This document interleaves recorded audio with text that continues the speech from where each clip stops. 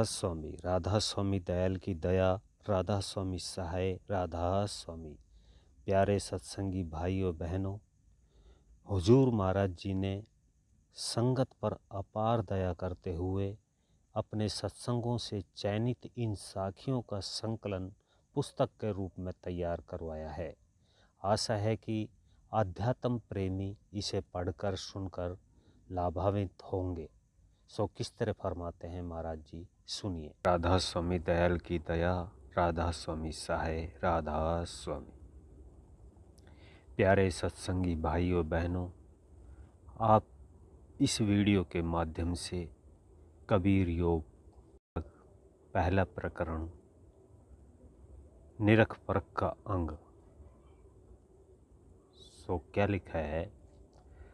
नर्मदा नदी के तट पर दक्षिण देश में दो ब्राह्मण रहते थे।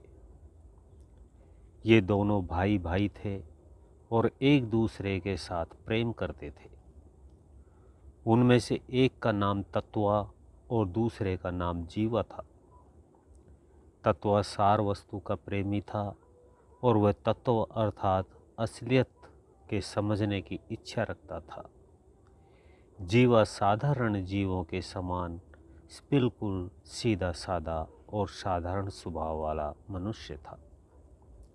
परंतु ये दोनों परस्पर उसी प्रकार मिले जुले रहते थे जैसे तत्व के साथ जीव और जीव के साथ परम तत्व रहता है।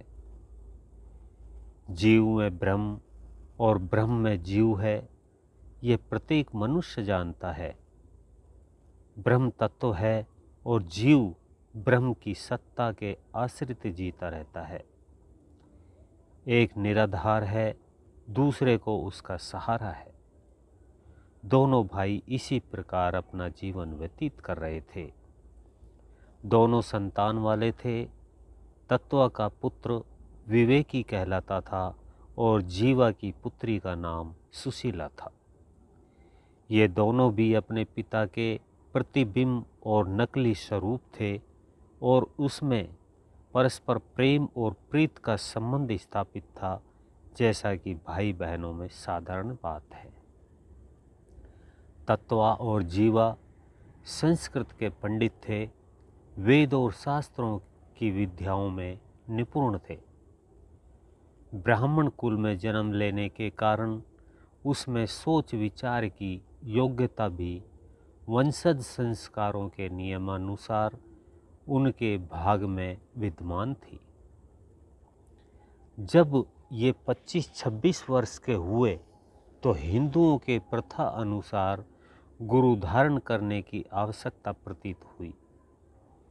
यथोपवित्र संस्कार तो 7 ही वर्षों की अवस्था में हो चुका था और गुरु ने उनको गायत्री मंत्र का उपदेश दे दिया था, परंतु अभी तक उन्होंने किसी को आध्यात्मिक गुरु नहीं बनाया था।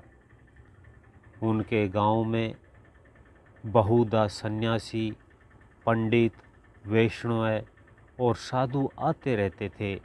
कथाएं भी बड़े चाव से प्रेम से सुना करते थे, परंतु अभी तक उनको कोई साधु नहीं मिला था जो उनको अपने विश्वास का पात्र बनाता या जिसको वे सच्चे अर्थ में सच्चा गुरु समझकर उससे आध्यात्मिक लाभ उठाते। कहावत प्रसिद्ध है, पानी पीजे छान और गुरु कीजे जान। संसार की भेड़िया धसान चाल प्रसिद्ध है। मनुष्यों में भी एक समझने से दूसरे के चलने का रिवाज है, परंतु तत्व जीवा समझदार मनुष्य थे। इस प्रकार अंधाधुंध किसी को गुरु बनाने से बचते थे। और बात भी सच्ची थी। जब तक कोई सच्चा और पूरा गुरु न मिले तब तक बिना समझे बूझे दूसरों की देखा देखी, भेड़ चाल चलना किसी दशा में उचित नहीं है। इससे न केवल संस्कार ही के भ्रष्ट होने का भय रहता है, किंतु मनुष्य के सुधरने की भी कम आशा की जाती है। मूर्ख मनुष्य जब कभी बिना समझे बूझे किसी को अपना गुरु मान लेता है तो दो अवस्थाएं उत्पन्न हो जाती है। पहले तो वह टेकी बनकर जीवन पर्यंत परमार्थ की कमाई करने से वंचित रह जाता है। दूसरे, आध्यात्मिक शिक्षा की ओर से उसमें एकदम उदासीनता आ जाती है। दोनों अवस्थाएं हानिकारक। भी आप सुन रहे थे परम संत सतगुरु कंवर साहिब महाराज जी का ये सत्संग। ऐसे ही और सुनने के लिए वीडियो को लाइक करें, चैनल को सब्सक्राइब करें, ज़्यादा से ज़्यादा शेयर करें। सभी सत्संगी भाइयों बहनों को राधा